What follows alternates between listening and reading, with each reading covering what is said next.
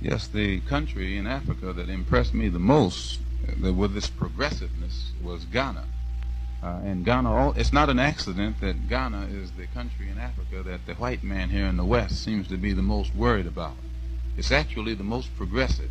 The attitude when you arrive in Ghana, you can see, is an attitude of confidence among the Ghanaians. And while I was there, I had an opportunity to speak at the University of Accra in Legon, outside of Ghana, and also at the Kwame Nkrumah Ideological Institute in Winneba, which is a little farther away from Accra. Also, I had a chance to speak before the Ghanaian members of parliament, and also to President Nkrumah himself. And in each of these occasions, most of my time was spent describing the true plight of the black people in this country and the hypocrisy of the American government in dealing with the problem, and the inability of the American government to really and truly deal with this problem. And while I was in Ghana, since Ghana is actually the one country in Africa where you have where everyone is headquartered, and I had an opportunity, I believe, to speak to around 15 different ambassadors from different countries, and on nothing but the race problem in this country, and why these countries have been so silent on it at the governmental level, while at the same time they're so vocal on the situation that exists in South Africa and Angola. The defense minister of Ghana, Kofi Bako, gave a dinner in my honor, at which I had an opportunity to meet most of the African, the very prominent and influential African leaders. And I might add, to show you what a down-to-earth this particular man is, he's the counterpart of in his country, of McNamara in this country. And in the car that I was leaving his home in stalled, and this man is so down to earth, he got out and pushed it. He was pushing our car to try and help us get it started. And I very much doubt if you find very many people in other countries of his particular position who would do the same thing. Yet at the same time, you hear all of this propaganda in America about the type of government that the Ghanaians have over them. When you go there, you find that all of them make you relax. They're down-to-earth persons. They're not what you call a dicty. They don't throw their weight around. But at the same time that they don't throw their weight around, they let you know that they're confident in their ability to guide their country in the right direction, and in a direction that is of most benefit to the Ghanaian people. I was given also dinners.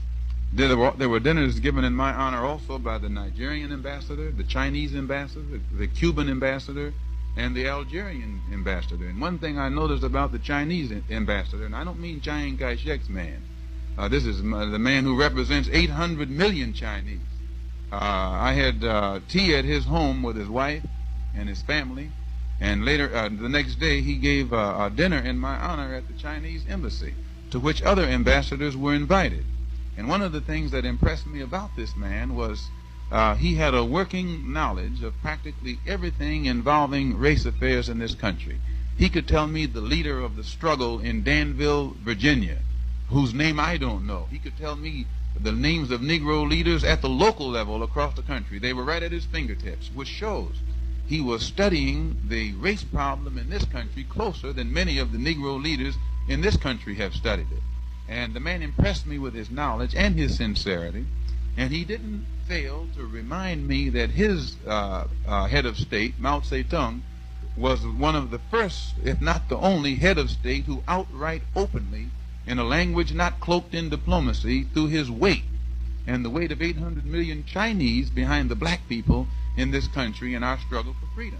But at the time that he did it, he was rebuked by the so-called Negro so-called leaders. So I took the opportunity to point out to the ambassador that he just sent his letter of moral support to the wrong leader, because there are other black people in this country who are not so dumb that they don't realize the old African saying that the enemy of my enemy is my friend.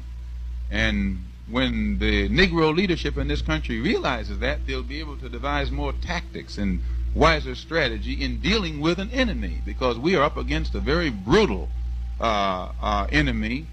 Anyone who deprives you of your rights is an enemy. And I might also point out, and I cite these things just to show the concern and the interest on the part of our people abroad. The morning that I left Accra for Senegal and for Morocco, there were 5 of these African ambassadors came to the airport with me to see me off. And it was an act actually to show that not only they, but their governments and their people were interested in the Afro-American struggle for freedom. And one of the things that I was trying to impress upon them while I was there was our effort this year. We knew that in the past, and they pointed this out, that in the past they couldn't intervene. They couldn't in any way show too much support in our struggle because the Afro-American leaders had made the mistake of labeling our struggle a civil rights struggle. And as long as it was labeled a civil rights struggle, it was a domestic issue which came under the jurisdiction of the United States government, and no outside power could intervene. So we impressed upon them, I tried to impress upon them that the Afro-American leaders, the various groups this year, were going to get together and take the label, civil rights label, off our struggle and shift it to the level of human rights. And once it is at the level of human rights, instead of it being a domestic or national issue, it becomes an international issue. And it puts us in a position to take the United States government into the United Nations or into world court and charge Uncle Sam with being guilty of violating our human rights, which means he's violating the UN Charter. He's violating the UN Covenant on human rights. He's violating the Declaration of Human Rights. And all of them agree that once our problem is shifted to the level of human rights instead of civil rights, then immediately it leaves the floodgates open for every other country on this earth to open up their mouths at the governmental level and give whatever assistance they can to the struggle of the black people in this country for human rights, human recognition, and human dignity. So I left Africa feeling well satisfied that the day the black people in this country are able to identify, or the day that we are able to realize that we have brothers abroad in Africa, Asia, and in Latin America, it'll bring a new direction to the struggle of the black people in this country. And one of the other things that were pointed out to me, there's been much talk about migration back to Africa, physical migration back to Africa. After traveling through Africa and discussing that particular phase of the problem with many African diplomats and statesmen, I came away with the conclusion that they would be happy to welcome our people back. But at the same time, many of them suggested that it would be wiser for our people to work, since our people have made the contribution in this particular country that has made this country what it is. We have a stake in it. We have something coming here. And it would be wiser for us to force this country to live up to what it professes to represent in its constitution and in its so-called beautiful declarations of independence and other things. And those who want to migrate back, well and good.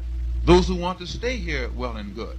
But the migration back to Africa should be, if you notice, the Jews in this country have stayed in this country physically, but their migration back to Israel has been a philosophical migration, a cultural migration, a psychological migration, meaning that they have linked hands spiritually with Israel while remaining here physically.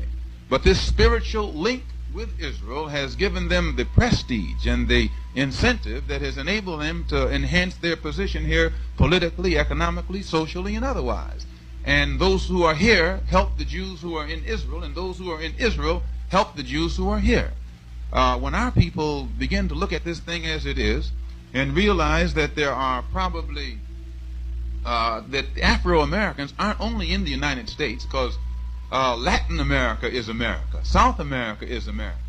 Brazil has two-thirds of the population of the people in Brazil are people of African descent, which means they are Afro-Americans. Venezuela the same way, Honduras, Cuba, all through the Caribbean, and